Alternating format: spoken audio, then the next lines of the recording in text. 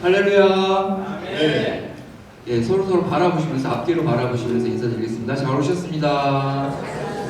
처음 오신 분도 있으신 것 같고요. 반갑습니다. 네. 오늘도 저희 찬양을 준비하다 보니까 감사로 예배, 제사와 예배를 드리는 자가 하나님을 영화롭게 한다고 하는 가사가 있었습니다. 하나님을 영화롭게 한다는 게 구체적으로 어떤 건지 잘 모르겠어요. 그렇지만 정말 감사로 예배와 제사를 드릴 수는 있으시죠? 네, 우리 그런 마음으로, 기쁜 마음으로 찬양 드리며 나아가겠습니다.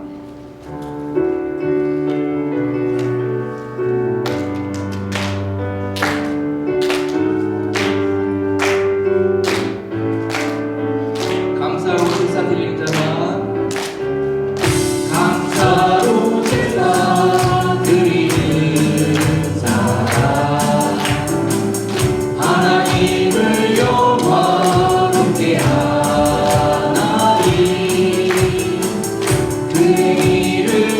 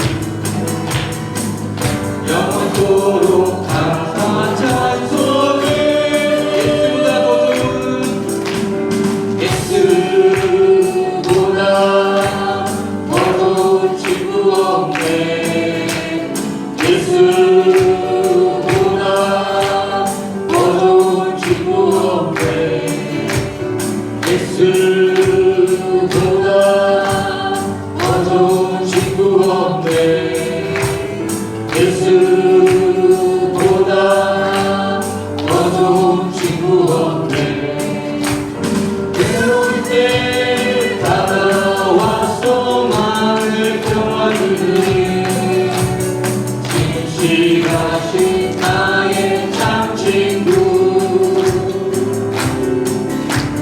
외로울 때 찾아와서 친구가 되어주네.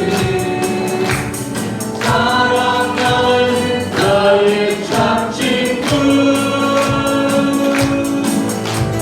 주 예수 사랑하리라. 나의 생명 다할 때까지.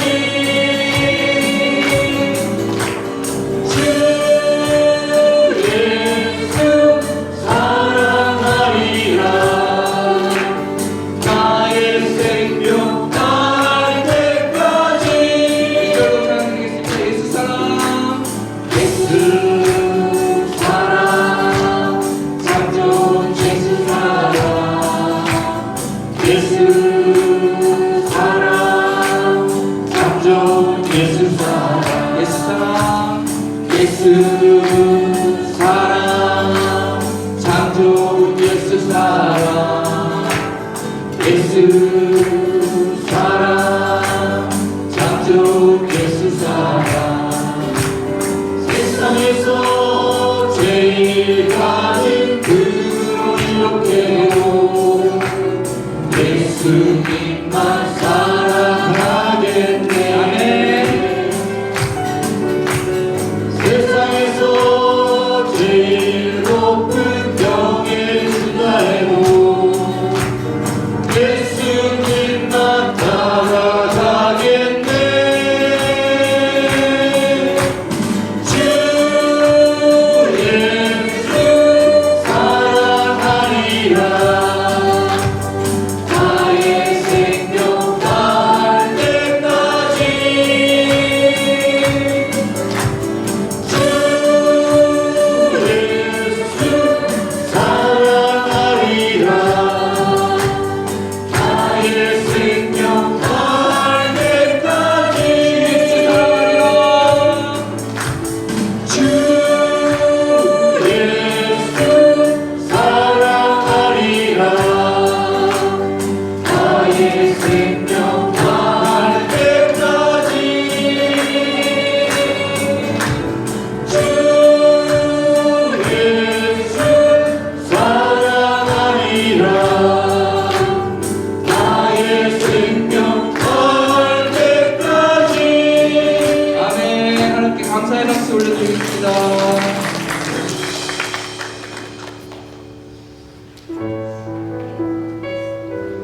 처음 들으시는 찬양인데요. 다 같이 따라서 한번 불러보겠습니다.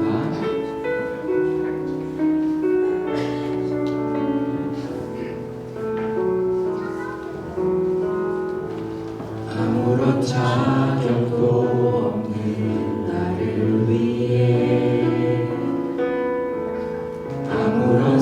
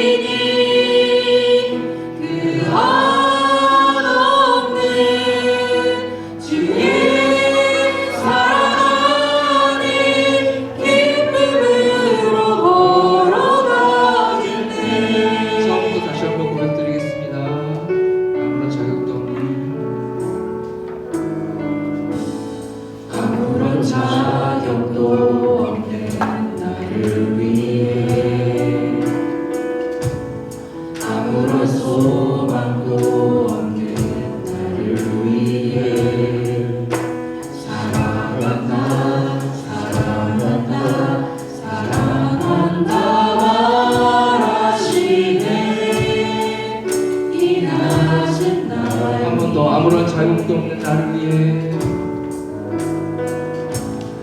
아무런 자격도 없는 나를 위해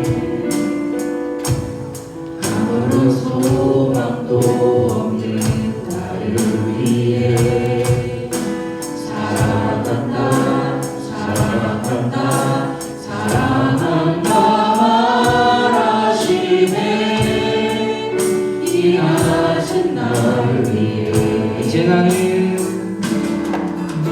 이제 나는 이 사랑 아니요 사막에서 얹으신 주의 자녀이니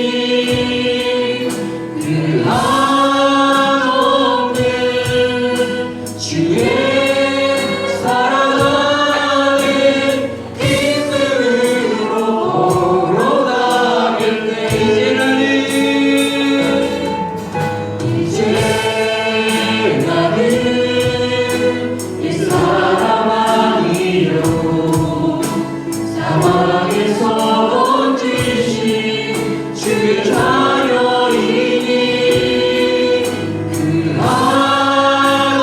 한없는 주의 사랑 안에 기쁨으로 손 높이 들고 고백드리겠습니다. 이제 나는 이 사랑 아니요 아멘. 사막에서 얹으신 주의 자녀이니 그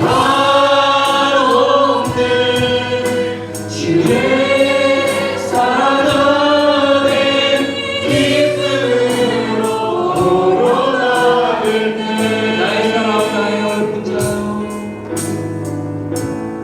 나의 사랑 나의 어여쁜 자야 일어나 손을 잡고 함께 가자 사랑한다 사랑한다 사랑한다 말하시네 세상 끝날까지 이제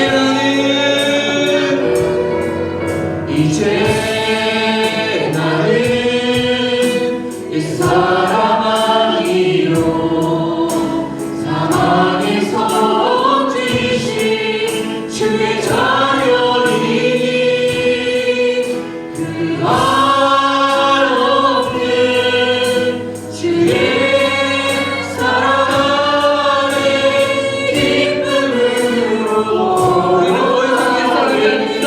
전심으로 고백합니다. 이제 나는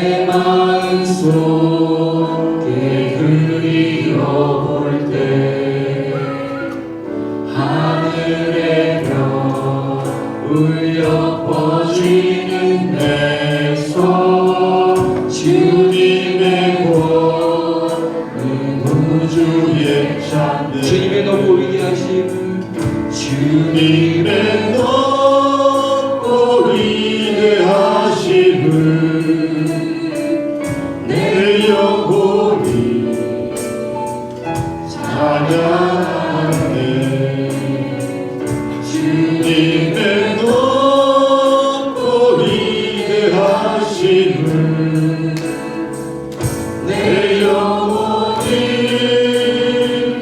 찬양하네.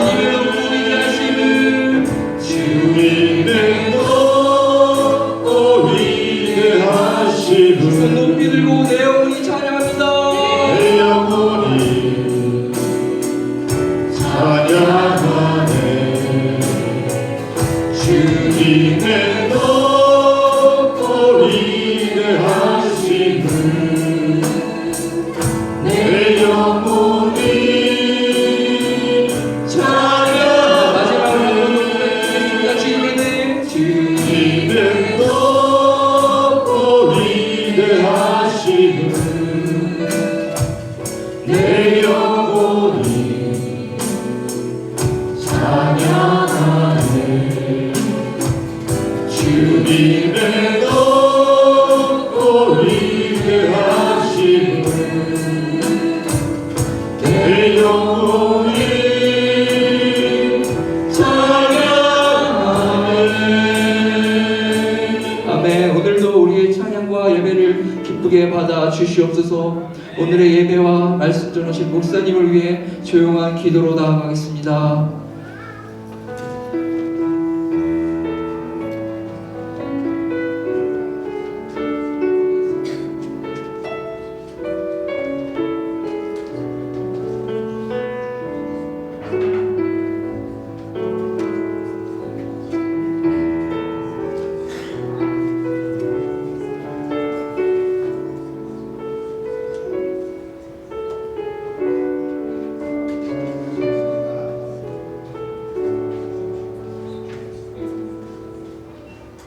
기도하시겠습니다. 살아계신 하나님 아버지, 한 해가 시작한 지도 벌써 한 달이 가고 2월을 맞게 되었습니다.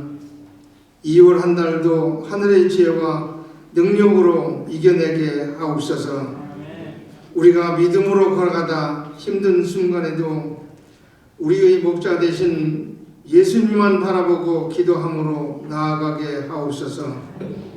하나님 아버지, 어두운 영이 있는 이 땅에 복음을 위하여 이곳에 철원 만나 교회를 세우게 하시고 믿음으로 희망을 갖게 하셔서 존귀한 자로 기뻐 받으시는 교회와 우리 되게 하여 주셔지니 감사합니다. 하나님 아버지, 주님 몸된 교회를 위하여 기도합니다. 우리 교회가 주님의 사랑을 나누고 은혜의 통로가 되어서 먼저 사랑하려는 마음을 주시었고 성령으로 말미암아 하나님의 사랑이 우리의 마음에 가득 차게 하시옵소서. 단순한 건물이 아니라 사랑이 머무는 곳, 진리가 선포되는 곳, 치유가 일어나는 곳이 되게 하여 주시옵소서. 보라, 형제가 연합하여 동거함이 어찌 그리 선하고 아름다운고, 시편 말씀처럼 우리 공동체가 하나 되어 주님의 영광을 드러내는 교회가 되게 하여 주옵소서. 영유아나 어아나 어린이들이 하나님 말씀을 잘 배우고 성장하여 교회에서나 나라의 큰 일꾼들이 되도록 축복하여 주시옵소서.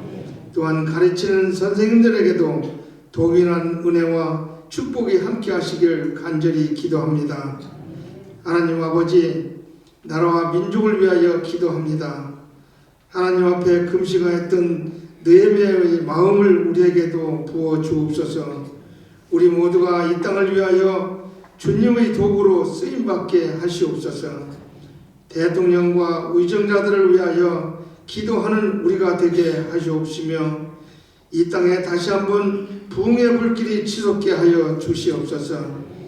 우리 부족함과 죄악을 통회하며 자복하게 하시고 세계 열방의 부흥을 위하여 우리 교회가 선봉이 되도록 도와주시옵소서. 또 담임 목사님을 위해 기도합니다.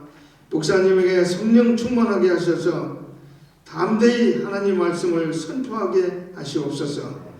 듣는 우리 또한 은혜의 말씀에 아멘하며 순종하는 우리 모두가 다 되도록 인도해 주옵소서.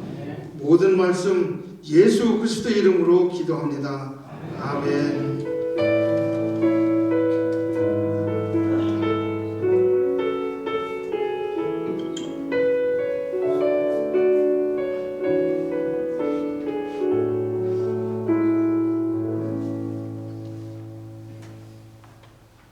매달 첫 번째 주일은 성만찬 예배로 하나님께 예배를 드립니다.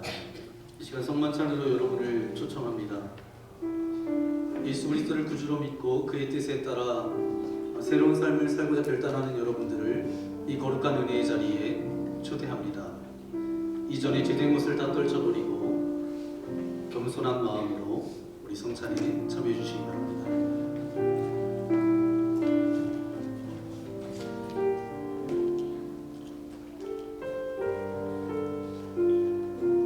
예수님께서 잡히시던 날 밤 떡을 들어 감사 기도를 드리신 후에 제자들에게 주시며 말씀하셨습니다. 받아 먹으라. 이는 많은 사람들을 위하여 주는 나의 몸이니 이것을 먹을 때마다 나를 기억하여라.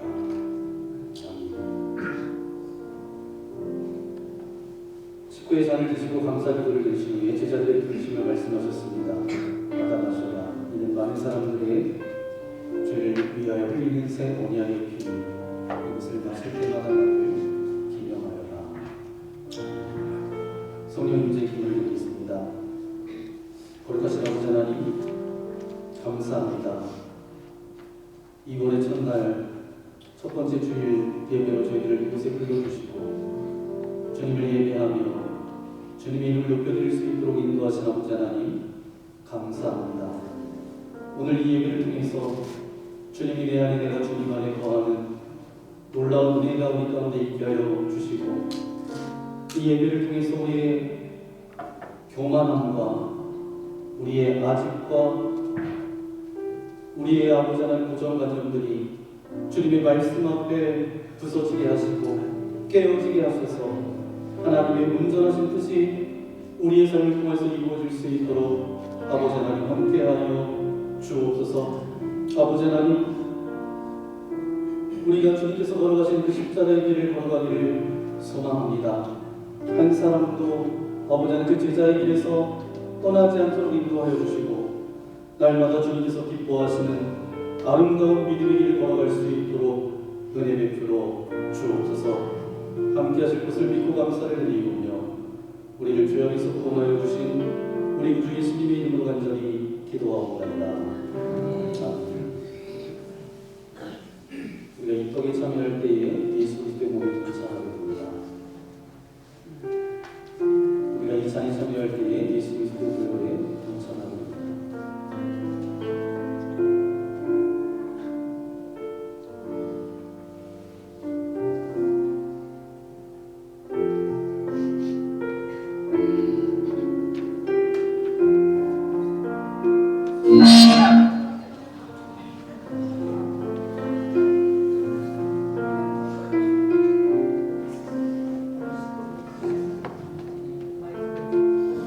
예수 그리스도의 몸입니다. 예수 그리스도의 몸입니다. 예수 그리스도의 보혈입니다. 예수 그리스도의 보혈입니다. 예수 그리스도의 보혈입니다.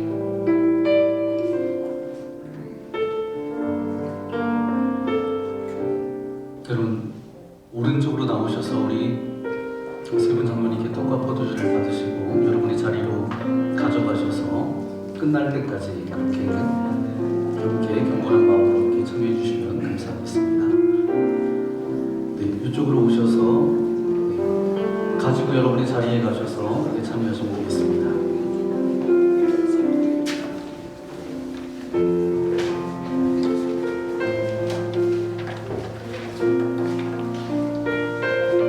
여러분을 위해 주신 우리 주 예수 그리스도의 몸이 우리를 죄와 사망의 몸에서 해방시켜 주십니다. 그리스도께서 우리를 위해 죽으셨음을 기억하면서 믿음과 감사로 이 떡을 받으시기 바랍니다. 여러분을 위해 흘리신 우리 주 예수 그리스도의 보혈이 우리를 우리를 사망의 권세를 이기고 영원한 생명에 이르도록 보호해 주십니다. 그리스도께서 우리를 위해 흘리신 보혈을 기억하면서 믿음과 감사로 이 잔을 받으시기 바랍니다.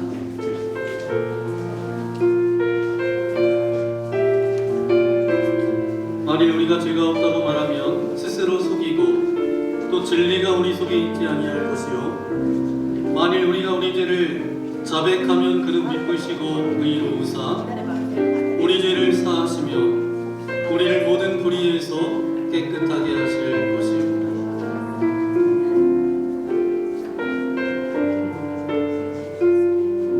저쪽 뒤에 있는 분들은 이쪽으로 오셔서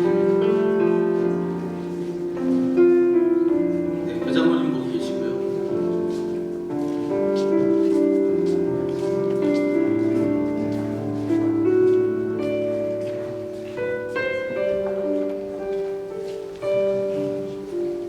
나의 자녀들아 내가 이것을 너희에게 쓰면 너희로 죄를 범하지 않게 하리 함이라. 만일 누가 죄를 범하여도 아버지 앞에서 우리에게 대언자가 있으니 곧 의로우신 예수 그리스도시라. 그는 우리 죄를 위한 화목제물이니 우리만 위할 뿐 아니요 온 세상의 죄를 위하심이라.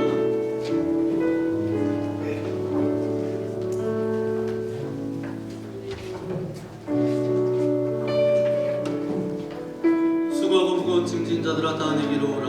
내가 너희를 쉬게 하리라.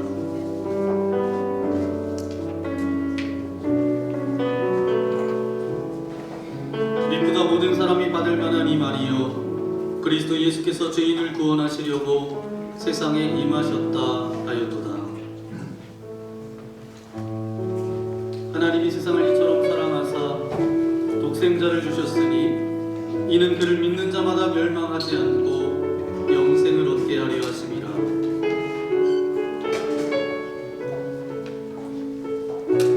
나의 자녀들아 내가 이것을 너희에게 쓰면 너희로 죄를 범하지 않게 하려 함이라. 만일 누가 죄를 범하여도 아버지 앞에서 우리에게 대언자가 있으니 곧 의로우신 예수 그리스도시라.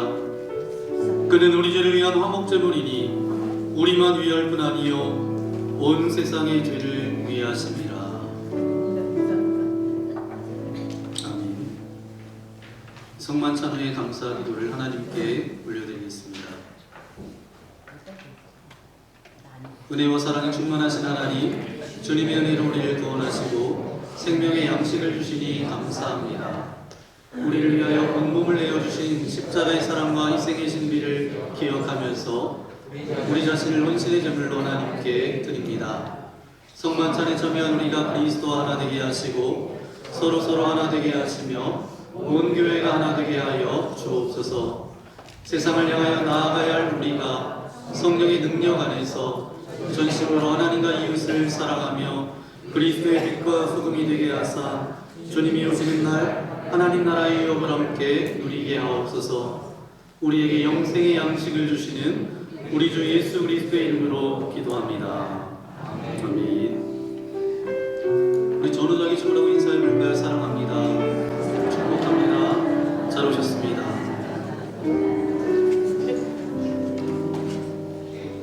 이 시간 함께 축복하기 원합니다. 우리는 누군가를 축복할 수 없지만 예수 그리스도의 이름으로 축복할 때에 우리의 축복이 나로 인하여서 하나님께서 나를 통로로 사용하여 주셔서 그 축복하는 자에게 흘러가게 되리라 믿습니다. 우리 서로를 바라보면서 우리 손을 내밀어서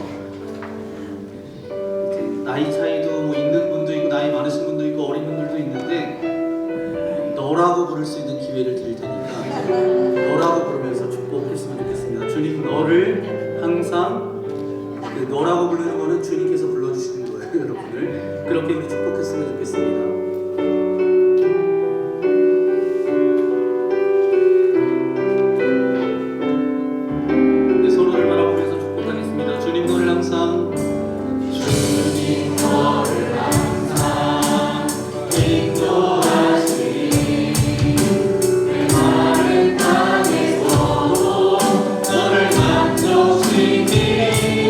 너는 물된 동산과 함께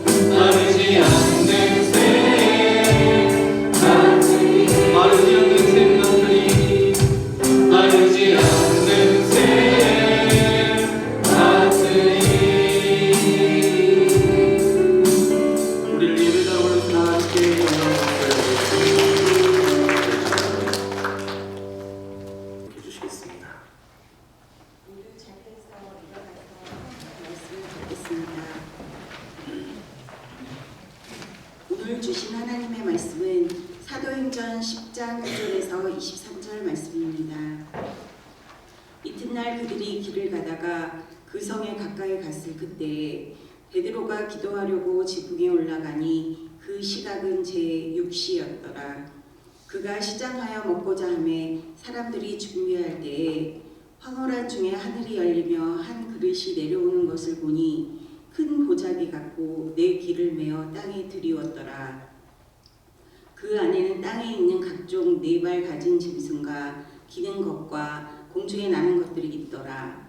또 소리가 있으되 베드로야 일어나 잡아먹으라 하거늘 베드로가 이르되 주여 그럴 수 없나이다. 속되고 깨끗하지 아니한 것을 내가 결코 먹지 아니하였나이다 한데 또 두 번째 소리가 있으되 하나님께서 깨끗하게 하신 것을 내가 속되다 하지 말라 하더라. 이런 일이 3번 있으도 그 그릇이 곧 하늘로 올려져 가니라. 베드로가 본 바 환상이 무슨 뜻인지 속으로 의아해하더니 마침 고넬료가 보낸 사람들이 시몬의 집을 찾아 문 밖에 서서 불러 묻되 베드로라 하는 시몬이 여기 유숙하느냐 하거늘 베드로가 그 환상에 대하여 생각할 때에 성령께서 그에게 말씀하시되 2 사람이 너를 찾으니 일어나 내려가 의심하지 말고 함께 가라. 내가 그들을 보내었느니라 하시니 베드로가 내려가 그 사람들을 보고 이르되 내가 곧 너희가 찾는 사람인데 너희가 무슨 일로 왔느냐. 그들이 대답하되 백부장 고넬료는 의인이요 하나님을 경외하는 사람이라. 유대의 온 족속이 칭찬하더니 그가 거룩한 천사의 지시를 받아 당신을 그 집으로 청하여 말을 들으려 하느니라 한데 베드로가 불러들여 유숙하게 하니라. 이튿날 일어나 그들과 함께 갈새 요빠에서 온 어떤 형제들도 함께 가니라. 이는 하나님의 말씀입니다. 아멘. 우리 자리에 앉아주시기 바랍니다. 오늘 사도행전 30번째 말씀 여러분과 함께 나눕니다. 사도행전 10장 9절부터 23절까지 말씀을 가지고 우리 제목을 함께 고백해 볼까요? 아침 안 드셨나요? 안 드시면 더 까무로 하실 수 있습니다. 함께 제목을 함께 고백해 보겠습니다. 시작. 내 생각을 넘어 주 뜻으로. 아멘. 여러분의 생각을 뛰어넘어서 하나님의 변하지 않는 진리의 말씀이 그 뜻대로 나아가는 저와 여러분 되시기를 예수님의 이름으로 간절히 축원합니다. 여러분 지난주에 나눴던 말씀 어떤 말씀 나눴죠? 누구에 대해서 나눴죠? 이렇게 기억력이 좀 보세요. 어제 뭘 먹었는지도 기억을 잘 못하시는데 여러분 말씀을 기억하시는 거 보니까 늘 말씀을 사모하면서 그렇게 살아가시는 것 같습니다. 고넬료에 대해서 우리가 함께 말씀을 나눴는데 고넬료는 어떤 사람이었죠? 감사합니다. 네. 고넬료는 많이 구제하고 항상 뭐 하는 사람이었어요? 기도하는 사람이었다. 그리고 무엇보다도 하나님께서 그의 인생을 향해서 뭐라고 말씀하셨냐 하면 사도행전 10장 4절 말씀입니다. 시작. 내 기도와 구제가 하나님 앞에 상달되어 기억하신 바가 되었으니. 아멘. 저의 모든 삶이 하나님 앞에 기억한 바 되었다. 저는 이 말씀을 준비하면서 하나님께서 한 목사님을 기억하게 하시고 마음 가운데 떠오르게 하셨습니다. 이분은 해외 선교에 정말 관심이 많으신 분이세요. 여자 목사님이십니다. 선교비를 보내는 정도가 아니라 딸이 의류 쇼핑몰을 운영하고 있는데 딸이 이제 옷을 판매하는데 신상품이 나오잖아요. 그럼 신상품이 시간이 지나면 무슨 상품이 되죠? 네, 2월 상품이 됩니다. 재고로 남게 되잖아요. 그럼 재고는 어떻게 팔아요? 네, 여러분 장사는 안 하셨지만 상상해 보시면 이제 세일을 해서 그렇게 파는데 2월 상품을 세일하지 않고 어떻게 하느냐? 전부 선교지와 어려운 목회자들을 위해서 다 보내십니다. 그런데 여러분 이 목사님께서 여자분이신데 건강한 분이 아닙니다. 지금 암 투병 가운데 계세요. 그럼에도 불구하고 이제 옷이 재고로 남게 되면 컨테이너에 그 재고된 옷을 그렇게 놓고 그 옷에 먼지를 다 뒤집어 쓰면서 몇십 박스를 손수 포장해서 해외 선교지로 보내십니다. 교회도 크지 않습니다. 그냥 상가 건물에 있고 청년 30명 정도가 그렇게 신앙생활하고 있습니다. 그런데 이분이 정말 쉼 없이 해외 선교를 그렇게 감당하고 계십니다. 그러면서 노후에 쓸 돈을 모으지 않으신대요. 모이면 다 선교하신대요. 그러면서 이 목사님께서 이런 말씀을 하십니다. 하나님께 돌아갈 것을 저는 미리 준비하고 있습니다. 그런 마음으로 사신다는 거예요. 제가 이 고넬료 말씀을 묵상하면서 이 목사님이 떠오르는 거예요. 하나님께서 제 마음 가운데 어떤 감동을 주셨냐 하면 이 목사님을 좀 섬기고 싶다라는 그런 마음을 제게 주셨어요. 그래서 순종하는 마음으로 1,000원이면 여러분 뭐가 생각나시죠? 네, 쌀은 전에 보내드렸기 때문에 이제 요 플레를 제가 보내드렸습니다. 며칠 뒤에 택배를 받으시고 연락을 주셨어요. 그런데 이 목사님께서 뭐라고 말씀하시냐 하면 1,000원에서 온 걸 보니까 목사님이 보내셨겠구나 그렇게 생각을 하셨대요. 그러면서 제게 뭐라고 고백을 하시냐 하면 최근 2달 동안 마음이 너무 괴롭고 힘들어서 그냥 목회를 그만둬야 하나 뭐 그런 생각까지 했다라고 말씀하시더라고요. 가슴이 터질 것 같고 정말 너무 힘드셨대요. 그 이야기를 쭉 듣는데 같은 목회자로서 그분의 이야기를 들어보니까 이해가 되더라고요. 그런데 이분이 선교를 많이 하시기 때문에 이제 한국에 들어오시는 선교사님이 가끔 오셔서 말씀을 전해주시는데 이런 상황 가운데 선교사님 한 분이 오셔서 말씀을 전해주셨는데 어떤 말씀이었냐면 지난주에 저와 여러분이 나눴던 말씀이에요. 오늘 여러분과 함께 읽었던 4절의 말씀입니다. 내 기도와 구제가 하나님 앞에 상달되어 기억하신 바가 되었느니라. 그래서 그 선교사님의 말씀이 하나님의 음성으로 들려지면서 내가 너를 기억한다. 그 말씀이 가슴에 떨어지는 순간 그 쌓였던 그 몸부림쳤던 힘들었던 그 모든 무거운 마음들이 눈 녹듯 녹아지고 다시 힘을 내서 목회를 해야 되겠다 그런 마음을 가지셨대요. 제가 그 이야기를 들으면서 얼마나 놀랐는지 깜짝 놀랐습니다. 그런데 제가 그 본문을 준비하면서 목사님이 생각났고 그분은 가장 힘든 순간에 바로 그 말씀을 통해서 위로받고 다시 힘을 냈다라는 것입니다. 저는 이것이 결코 우연이라 생각하지 않습니다. 그런데 더 놀라운 이야기가 있어요. 이 목사님이 제가 보낸 선물을 받기 하루 전에 이런 기도를 드리셨대요. 하나님, 저도 위로의 선물 하나 받고 싶습니다. 그렇게 기도하셨대요. 근데 그 다음날 뭐가 왔어요? 네, 그게 간 거예요. 선물이 간 거예요. 그러니까 더 깜짝 놀랄 일이죠. 여러분, 그래서 제가 그 목사님께 뭐라고 말씀드렸냐면 목사님 저는 하나님께서 그냥 마음을 주셔서 순종했을 뿐입니다. 저는 그냥 도구로 쓰임받았을 뿐이고 하나님께서 목사님께 주신 거예요. 그러니 절대 부담 갖지 마시라고. 여러분, 저는 이것이 우연이 아니라고 생각합니다. 저희 교회가 지난 6개월 동안 이제 공사를 하고 성전 건축 축제 클로징 감사 예배로 주님 앞에 올려드리면서 그 과정들 가운데 하나님께서 이런 방식으로 일하시는 것이 굉장히 많았어요. 그래서 우리가 마지막 감사 예배를 드리면서 뭐라고 고백했어요? 하나님께서 하셨습니다. 그렇게 고백하면서 우리가 예배를 올려드리지 않았습니까? 여러분, 오늘 성경에 나오는 이야기만이 아니라 하나님께서는 지금도 동일하게 살아서 저와 여러분의 삶 가운데 우리 믿음의 공동체 가운데 살아 역사하시는 줄 믿습니다. 아멘. 그런데 오늘 본문 말씀을 보세요. 하나님께서는 전적으로 이제 개입하십니다. 간접적으로가 아니라 아주 분명하게 역사하십니다.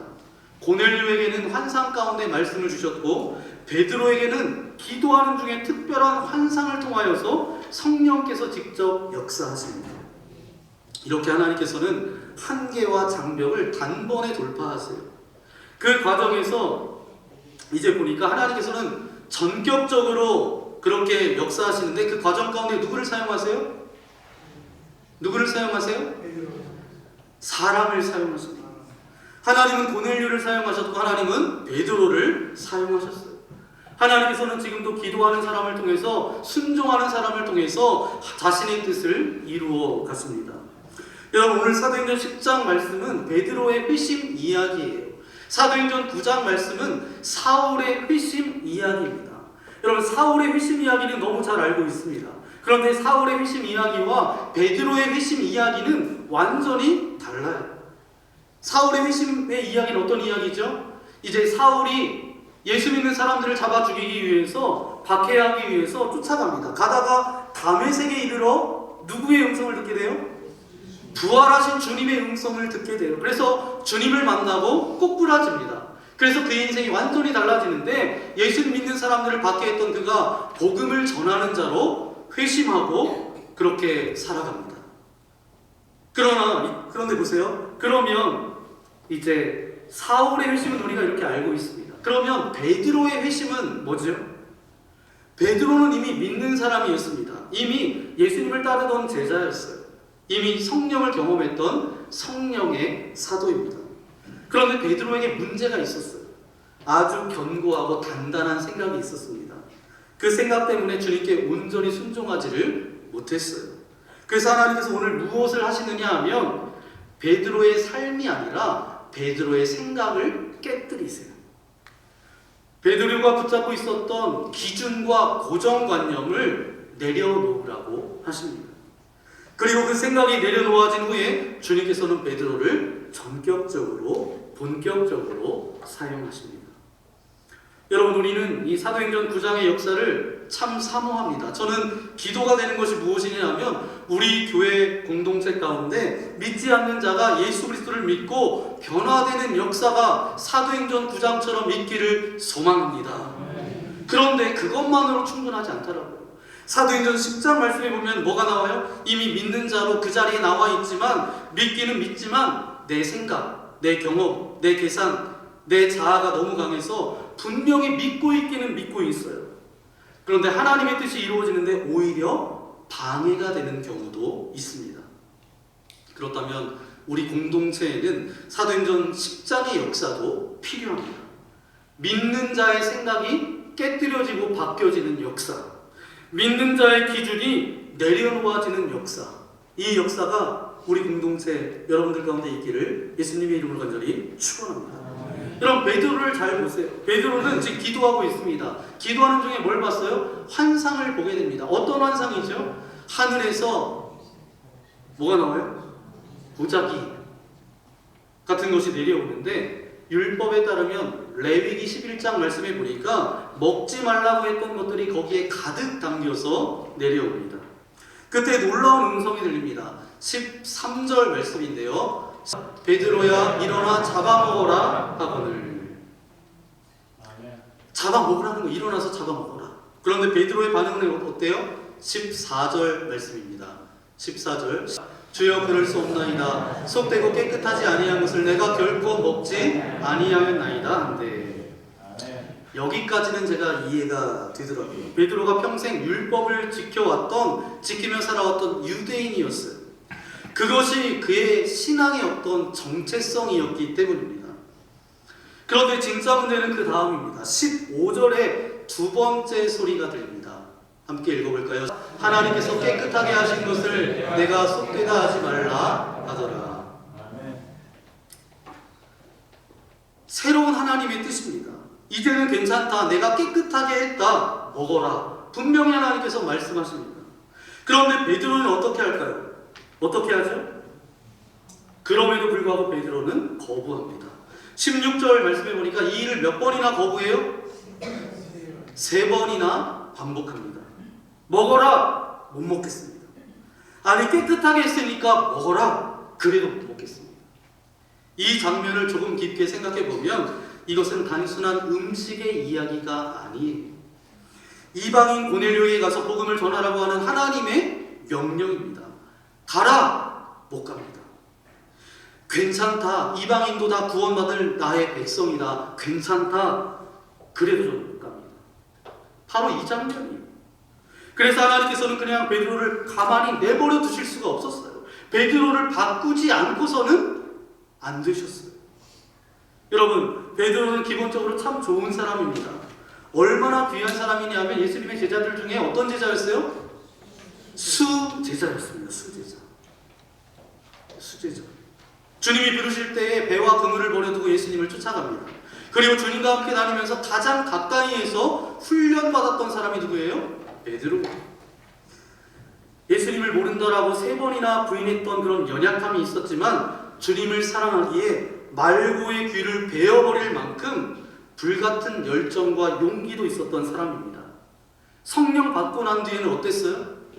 베드로는 놀라운 설교자가 됩니다. 말씀을 전했을 때 몇 명이 돌아와요? 5,000명이 회개하고 돌아오고 3,000명이 회개하고 돌아오는 역사가 나타났다라는 거예요. 다 유대인들이었어요. 이방인들에게까지 복음이 전달되지 않았습니다. 왜냐하면 유대인들 가운데 편견을 가지고 있었어요. 어떤 편견을 가지고 있었어요? 이방인들은 뭐처럼 취급했어요? 사람으로 취급하지 않았어요. 개보다 못한 인간. 저런 사람들한테는 구원도 필요 없다. 저들이 어떻게 구원받을 수 있고 저들이 어떻게 하나님의 축복을 받을 수 있는가. 그렇게 여겼습니다. 그러니까 당연히 이방인들에게 예수님을 믿으라고 말할 수 있는 그런 생각조차 저들 가운데는 없었다는 거예요. 이게 얼마나 무서운 편견입니까? 자기 세계관에 그냥 갇혀 있었다라는 거예요. 믿음이 없는 것이 아닙니다. 자기 생각이 너무 강하니까. 사실 이것이 오늘 본문에만 나타나는 문제가 아니에요. 베드로의 인생을 따라가 보면 이 기질이 계속해서 드러납니다. 마태복음 16장 16절 말씀에 보니까 제자들에게 예수님께서 말씀하시죠. 많은 사람들이 나를 누구라 하느냐? 그렇게 말씀하시면서 너희는 나를 누구라 하느냐? 그때 수제자였던 베드로가 뭐라고 얘기해요? 마태복음 16장 16절 말씀입니다. 주는 그리스도시요 살아계신 하나님의 아들이시니이다. 아멘. 아주 정확하고 아주 정통적인 신앙의 고백으로 예수님께 고백합니다. 그래서 예수님께 칭찬을 받아요. 그런데 바로 그 다음입니다. 주님께서 뭐라고 말씀하세요? 내가 이제 예루살렘으로 올라가야 된다. 예루살렘에 올라가서 십자가에 못 박혀 죽게 될 것이다. 그때 성경은 이렇게 말하고 있습니다. 22절 말씀입니다. 시작. 베드로가 예수님을 붙들고 항변하여 이르되 주여 그리 마옵소서 이 일이 결코 죽게 미치지 아니하리이다. 무슨 말이에요?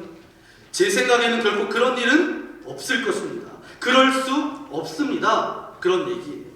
아니 주님의 계획이 하나님의 뜻이 십자가에 못 박혀 죽는 거라고 얘기했는데 베드로는 뭐라고 이야기하는 거예요? 제 생각에는 그렇지 않습니다. 옳지 않습니다. 절대로 그런 일은 일어나지 않습니다. 그렇게 얘기하는 거예요. 여기에서만 그랬냐? 요한복음 13장에 가보면 예수님께서 최후의 만찬 전에 제자들의 발을 씻기는 장면이 나옵니다. 그때 역시 베드로가 나서요. 뭐라고 얘기해요? 주님, 결단코 제 발을 씻기실 수가 없습니다. 그렇게 이야기하죠. 스승이 제자의 발을 씻는다라는 것은 베드로의 기준과 생각으로는 도저히 받아들일 수 없는 그런 일이었습니다. 그런데 그때 예수님께서 뭐라고 베드로에게 말씀하세요? 내가 너를 씻어주지 않으면 너와 나는 상관이 있다 없다? 상관이 없다. 그러자 베드로가 뭐라고 이야기합니까? 그러면 발만 아니라 손과 머리까지도 씻어주십시오. 오늘 본문과도 굉장히 닮아 있습니다. 똑같잖아요. 잡아먹어라, 못 먹겠습니다. 가라, 못 갑니다. 여러분 이게 베드로예요. 베드로는 정말 귀합니다. 믿음도 있었고 헌신도 있었고 열정도 있어요. 그런데 한 가지 문제가 있습니다. 어떤 문제가 있어요? 자기 생각이 너무 강하다는 거예요. 나도 모르게 하나님보다 내가 더 옳아. 그 자리에 서는 순간이 있었어요. 그래서 오늘 이 말씀을 읽으면서 중요한 것은 베드로가 아닙니다. 중요한 것은 누구예요 그러면? 저와 여러분. 오늘 이 말씀을 읽으면서 이 말씀을 오늘 왜 우리에게 허락하여 주시는지 우리가 마음을 열고 이 말씀을 받아들여야 된다는 거예요. 성경은 언제나 저 사람의 이야기, 그 사람의 이야기가 아니라 누구의 이야기가 되어줘야 돼요? 내 이야기가 되어줘야 돼요. 로고스의 말씀이 레마의 말씀, 나의 말씀이 되어줘야 된다는 것입니다. 여러분 자신의 생각과 고집이 강할 때 우리의 영은 서서히 어두워집니다. 그 순간 말씀이 잘 보이지가 않아요. 분명히 말씀을 읽는데도 그 말씀의 어떤 의미가 마음 가운데 깨달아지지가 않습니다. 말씀을 모르는 것이 아니라 말씀보다 내 생각이 앞서 있기 때문이에요. 하나님의 음성이 들리지 않는 것이 아니라 이미 내 생각이 너무 커서 그 음성을 덮어버린 거예요. 그래서 영이 어두워질수록 우리는 더욱더 확고하게 이렇게 중얼거리면서 말합니다. 나는 틀리지 않았어. 이 정도면 충분해. 내 판단은 현실적이야. 이게 맞아. 그러나 여러분, 영이 맑은 사람은 굉장히 조심스러워한다라는 거예요. 영이 밝을수록 말씀 앞에 머뭇거립니다. 그리고 어떤 문제와 상황 앞에 기도로 먼저 무릎을 꿇게 되는 것이죠. 주님, 제 생각이 아니라 주님의 뜻을 제게 알려주세요. 주님의 뜻 가운데 제가 나아가겠습니다. 이 질문이 다시 살아나게 되는 거죠. 여러분, 베드로가 그랬어요. 믿음이 없어서가 아니라 자신의 생각이 앞설 때마다 주님의 뜻을 가로막았습니다. 저와 여러분도 마찬가지예요. 신앙이 없어서가 아니라 내 고집이 앞설 때 말씀이 가려집니다. 그러므로 오늘 이 시간 주님 앞에 이렇게 기도할 수 있기를 소망합니다. 주님, 제 생각을 내려놓겠습니다. 내 계산을 내려놓겠습니다. 내 경험을 내려놓겠습니다. 다시 말씀 앞에 섭니다. 제 기준을 내려놓고 주님의 뜻을 보여주시고 주님의 뜻을 이루며 살아가겠습니다. 그때 어두웠던 영이 밝아지면서 가리워졌던 말씀이 선명하게 보이게 될 줄 믿습니다. 그래서 오늘 본문 앞에서 우리 자신을 한번 비추어 봐야 돼요. 여러분, 저도 말씀을 전하는 목사입니다. 이곳에 물론 기도하시고 이렇게 말씀도 보시고 다 하시지만 여러분보다 제가 기도를 더 많이 하겠죠. 여러분보다 말씀을 제가 더 많이 보겠죠. 그런데 제 영이 어두울 때도 있어요. 제 영이 맑지 않을 때도 있더라고요. 그래서 제 아내가 뭐라고 이야기하냐면, 목사님 좀 더 기도해 보셔야 될 것 같아요. 제 옆에서 제 아내가 더 말씀을 좀 읽으셔야 될 것 같아요. 이렇게 이야기합니다. 그건 뭐예요? 귀신은 속여도 와이프는 못 속인다는 거죠. 네. 그러니까 우리도 마찬가지입니다. 제가 가끔 여러분에게 말씀드리잖아요. 예수 그리스도의 이름으로 선포하면 귀신은 떠나가요. 그런데 옆에서 같이 사는 사람은 계속 있습니다. 네. 제가 어떤 권사님을 이렇게 마주쳤는데 권사님이 얼굴이 별로 좋아 보이질 않아서 조금 어디 아프신 것 같아서 제가 이제 여쭤봤습니다. 권사님 얼굴이 너무 안 좋으세요? 그랬더니 권사님께서 뭐라고 말씀하시냐면, 목사님 사실은 제가 요즘 기도를 많이 못하고 있어요. 자진 신고를 하시더라고요. 저는 그냥 건강이 염려돼서 그렇게 말씀을 드렸는데 요즘 목사님 기도 못하고 있어요. 여러분, 우리의 영이 어두워지고 무거워질 때가 있습니다. 너무 세상 속에 살다 보니까 세상 속에서 그냥 힘든 거예요. 그때마다 여러분이 하나님의 은혜로 그 하나님의 영광 가운데 여러분의 영이 맑아지고 깨끗하여지기를 예수님의 이름으로 간절히 축원합니다. 여러분, 믿지 않았던 사울만 변화되어야 되는 것이 아니에요. 믿고 있으면서도 내 고집, 내 생각, 내 계산, 내 기준이 너무 강하면 나도 모르게 복음의 걸림돌이 될 수가 있습니다. 이제는 깨져야 돼요. 깨지는 것이 은혜입니다. 여러분, 죄를 뜻하는 영어 단어가 3가지가 있습니다. 보이시죠?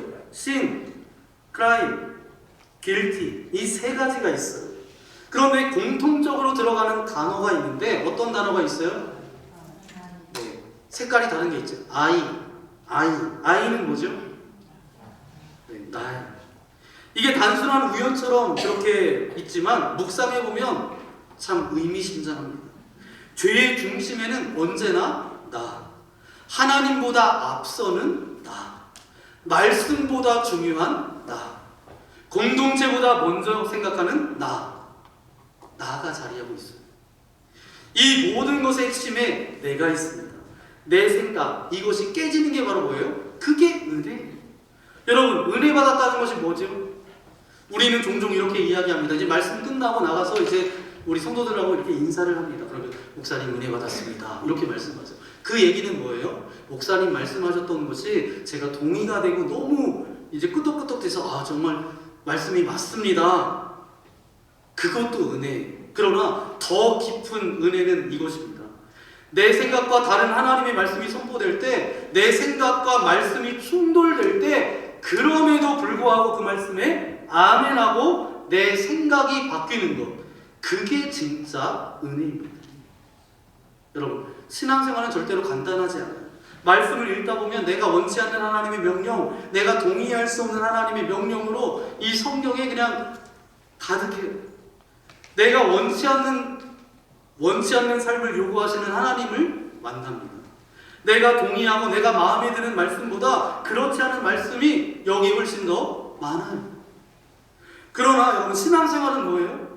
내가 동의하는 말씀이 아니라 동의하지 않고 이해할 수 없는 그 말씀에 순종하고 나를 깨뜨려가는 것이 바로 뭐예요? 그게 신앙생활입니다. 그게 바로 은혜입니다. 오늘 본문으로 돌아와 보면 하나님께서 베드로를 깨뜨리시면서 했던 말씀은 이렇습니다. 15절 말씀 함께 읽겠습니다. 하나님께서 깨끗하게 하신 것을 내가 속되다 하지 말라 하더라. 아멘. 하나님께서 깨끗하게 하신 음식을 더럽다라고 하지 말라라는 거예요. 음식만 그럴까요? 하나님께서 깨끗하게 하신 사람을 우리는 더럽다고 하지 않기를 소망합니다. 어떤 죄인도 예수 그리스도의 이름으로, 예수 그리스도의 보혈의 공로로 용서받고 깨끗하게 된 줄 믿습니다. 그런데 우리는 어떤 사람의 과거를 알아요. 지난날의 그 시간들, 어떤 사건 가운데 뭐라고 이야기하냐면 그 과거를 알기 때문에 그 사람이 여전히 나쁜 사람이라, 여전히 상종 못할 인간이라고 말할 때가 너무 많습니다. 어떤 수도원에 한 수녀님이 새로 오시게 됐습니다. 그런데 이제 새로운 사람이 오면 분위기가 달라져서 좋아야 될 텐데 갑자기 수근수근하는 목소리들이 생겼어요. 보니까 새로 오신 이 수녀님에 대해서 과거를 아는 어떤 사람이 거기 있었던 것 같아요. 이렇게 이야기합니다. 과거에 매춘했던 여자야. 이렇게 수근수근하는 거예요.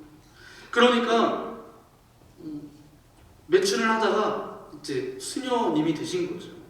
수근수근거립니다. 그 수근거렸던 소리가 수도원 원장님에게까지 들려졌어요.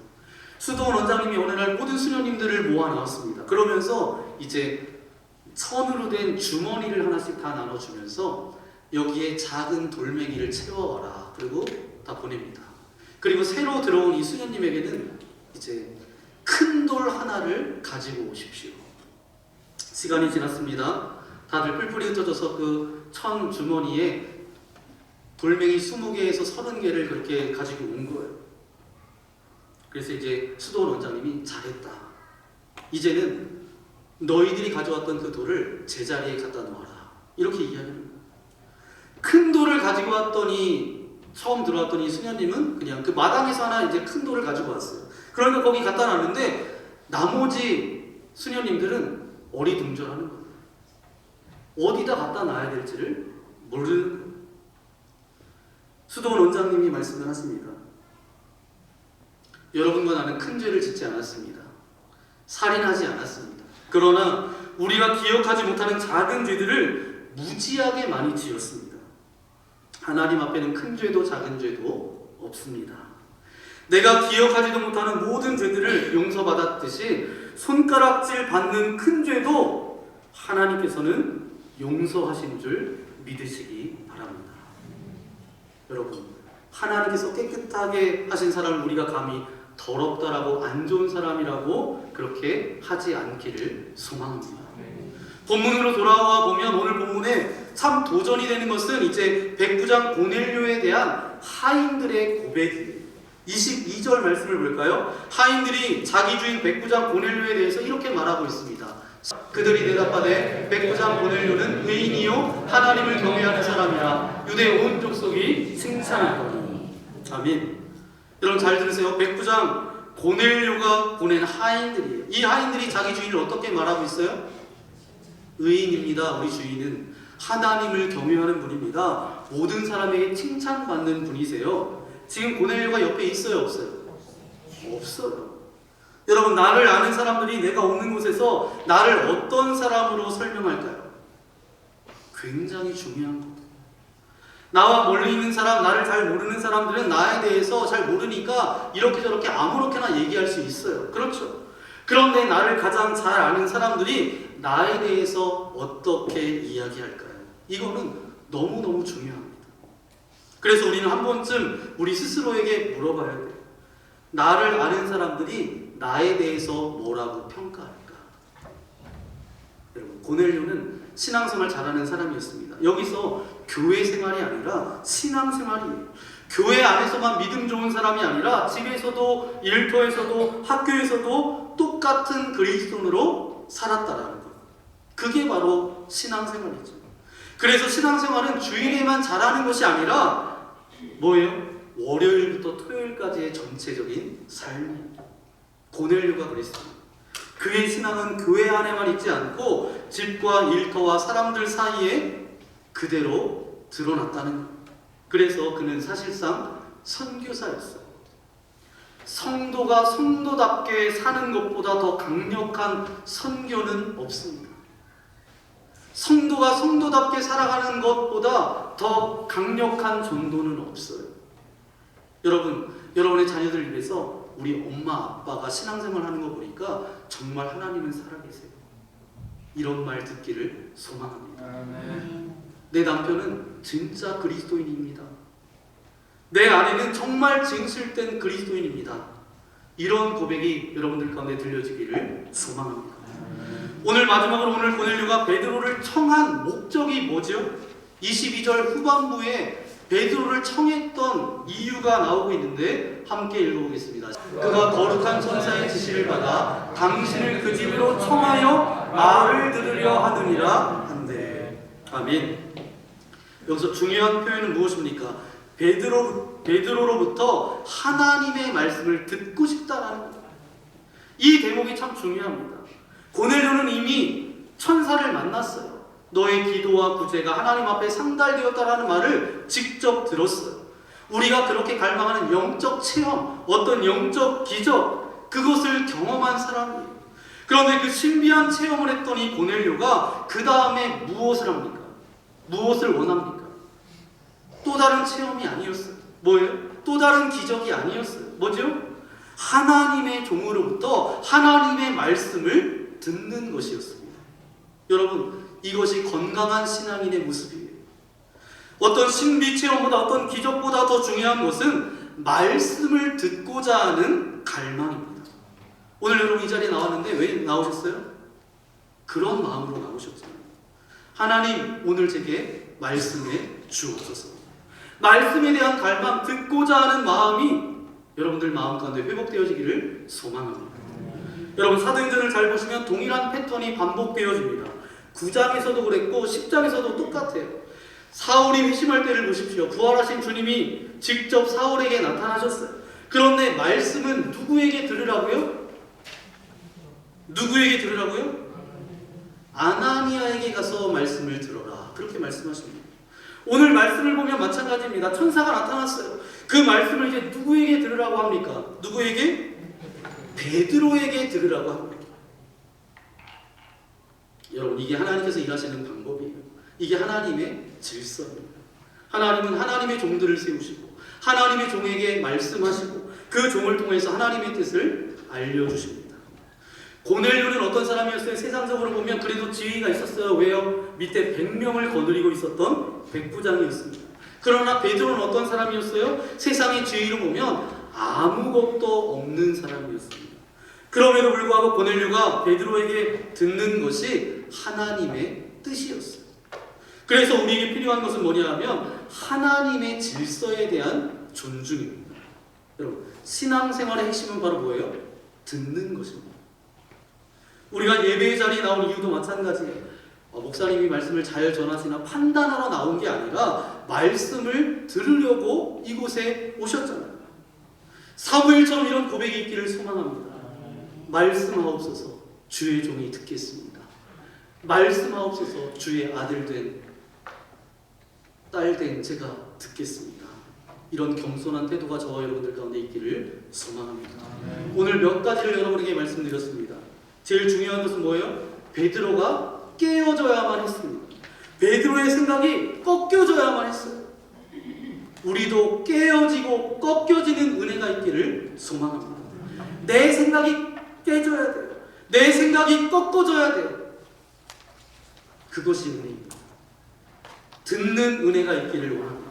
하나님께서 깨끗하다고 하신 것을 속되다, 더럽다라고 하지 않기를 소망합니다. 그리고 나 자신도 옆 사람도 고넬료처럼 내 주변 사람들에게 신앙인으로 인정받는 그리스도인으로 나아가시기를 예수님의 이름으로 간절히 축원합니다. 오늘 말씀의 제목이 뭐예요? 내 생각을 넘어서 누구 뜻으로? 주 뜻 가운데 나아가는 저와 여러분 모두가 되시기를 예수님의 이름으로 간절히 축원합니다. 이 시간 함께 기도하기 원합니다. 주님 감사합니다. 오늘도 주의 말씀을 듣게 하신 아버지 하나님 감사합니다. 내 생각을 내려놓고 내 기준, 내 고정관념, 내 판단이 있다면 깨뜨려 주시고 주님의 뜻을 따르게 하여 주옵소서. 말씀을 듣는 갈망이 회복되어지게 하여 주시고 주님 말씀하여 주옵소서. 주의 종이 듣겠나이다.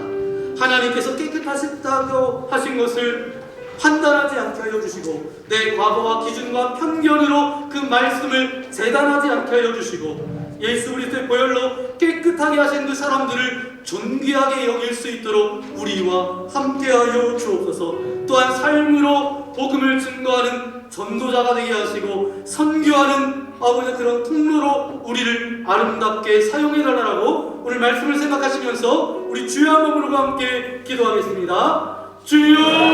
주여! 거룩하신 아버지 하나님 감사합니다. 오늘도 이 아침에 우리를 불러주시고 주님을 예비할 수 있도록 인도하신 아버지 하나님 감사합니다. 주님 내 생각을 내려놓게 하여 주시고 내 주님 뜻 앞에 나를 굴복하게 하여 주옵소서. 깨끗하게 하신 것을 더럽다 하지 않게 하여 주시고 말씀 앞에 겸손히 듣는 심령을 회복시켜 주옵소서. 각자의 삶의 자리와 가정과 관계와 신앙을 놓고 주님 앞에 솔직하게 믿음으로 나아가게 하여 주시고 내 생각을 넘어서 주 뜻 가운데 나아가는 거룩한 주님의 자녀 되어질 수 있도록 함께하여 주옵소서.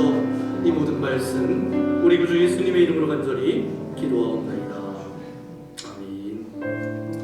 우리 말씀을 생각하면서 이 시간 결단의 찬양 드리기 원합니다. 주님을 보게 하소서. 내 뜻과 내 생각을 내려놓고 주님 앞에 엎드려 주님의 뜻 가운데 나아가겠습니다. 그런 고백이 여러분의 고백으로 주님 앞에 올려드리기를 소망합니다.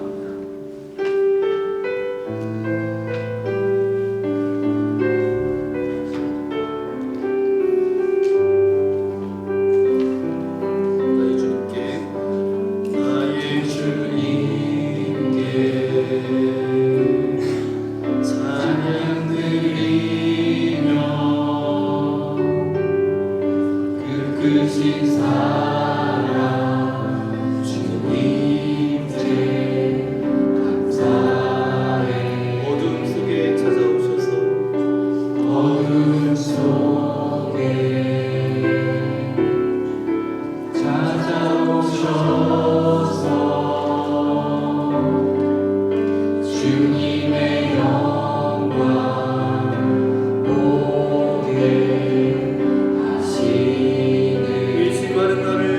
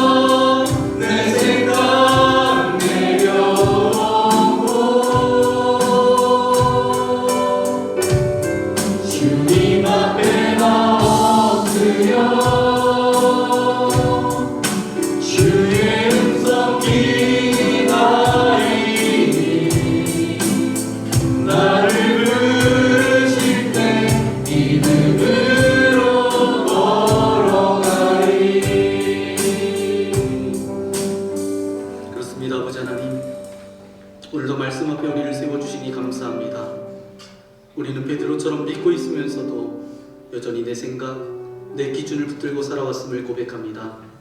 주님의 뜻보다 내 판단이 앞섰던 순간들을 용서하여 주옵소서. 주님, 이제는 내 생각을 내려놓겠습니다. 내 고집을 내려놓겠습니다. 말씀하옵소서. 주의 종이 듣겠나이다. 이 고백이 우리의 삶의 태도가 되게 하여 주옵소서. 하나님께서 깨끗하게 하신 것을 우리가 더럽다 말하지 않게 하시고, 사람을 살리는 눈, 은혜의 시선으로 이웃과 공동체를 바라보게 하여 주옵소서. 우리 가정에서, 일터에서, 삶의 모든 자리에서 예수 그리스도의 향기가 흘러나오게 하시고, 말로가 아니라 삶으로 복음을 증거하는 거룩한 백성 되게 하여 주옵소서. 은혜의 하나님, 오늘도 주님 앞에 나와 감사와 믿음으로 예물을 드리게 하심을 감사합니다. 우리가 드린 이 물질을 받아주시고 우리의 생명과 시간과 삶임을 주님 앞에 고백합니다. 이 물질이 사용되어지는 곳곳마다 주님의 뜻이 이루어지게 하여 주시고, 복음이 전해지게 하여 주시고, 연약한 이웃이 세워지게 하시고, 하나님의 나라가 확장되는데 사용되어지게 하여 주옵소서. 드려진 손길, 또 예배하는 모든 믿음의 손길을 주님께서 축복하여 주셔서 하늘의 위로와 공급이 채워지게 하여 주시고, 받은 복보다 나누는 복을 더 크게 누리는 믿음의 삶이 되게 하여 주옵소서. 오늘 이 자리에 나올 때 여러 가지 근심과 염려와 두려움과 걱정과 관계의 문제와 어떤 섭섭한 마음을 가지고 나왔습니까? 육체의 질병과 아픔을 가지고 나왔습니까? 하늘문을 열어주시고 주님의 능력의 손으로 안수하여 주실 때에 모든 질병은 떠나갈지어다, 모든 아픔은 사라질지어다, 근심과 염려와 두려움과 그 모든 것들이 변하여 찬송과 기도로 주님 앞에 나아가게 하여 주시고, 하나님께서 주시는 열매들이 맛보아지는 인생 되어질 수 있도록 역사하여 주옵소서. 2월의 첫날입니다. 2월의 마지막 날까지 하나님께서 붙들어 주셔서 주님의 뜻을 이루는 자들 되게 하여 주시고, 우리가 말씀 앞에 깨어지고 말씀 앞에 꺾여져서 주님만을 높여드리는 참된 예배자로 살아갈 수 있도록 우리와 함께하여 주옵소서. 날씨가 춥습니다. 건강 잃지 않도록 우리 성도들을 눈동자처럼 보호하여 주시고, 날마다 어느 곳에서나 참된 예배자로 주님 앞에 나아갈 수 있도록 은혜 내리어 주옵소서. 이제는 우리 구주 예수 그리스도의 크신 은혜와 하나님 아버지의 극진하신 사랑하심과 성령 하나님의 위로교통 함께하여 주심이 오늘 내 생각을 내려놓고 주님의 뜻이 내 인생을 통해서 이루어지기를 소망합니다. 결단하며 나아가는 죄 거룩한 자녀들 머리머리 위에, 저들의 가정과 자녀들과 이 나라 이 민족 위에 이제로부터 영원토록 함께하옵시기를 간절히 축원하옵나이다. 아멘.